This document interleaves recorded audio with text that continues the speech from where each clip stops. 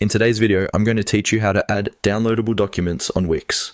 Adding downloadable files is a great way to share things like PDFs, brochures, forms, or guides directly from your website.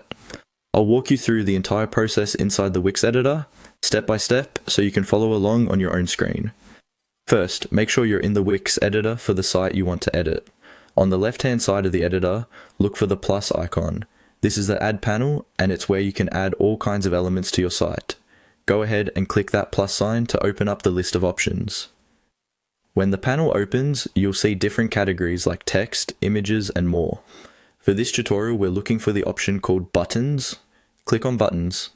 This tells Wix that you want to add a clickable button to your page, which is what your visitors will use to download the document. Inside the button section, you'll see different button styles and types. Look for the specific section called Document Buttons. These are pre-configured buttons that are designed to be connected to a file, such as a PDF or other document, so visitors can download them. Choose a document button style that fits your design and click to select it. The button will appear on your page. You can drag it to wherever you want it to sit in your layout. Later, you can also change the text on the button, for example to something like Download PDF or Download Guide, so visitors clearly understand what will happen when they click it. Now it's time to connect your button to the actual file. With the button selected, look for the settings or change text and icon option, and then the part where you choose what the button links to.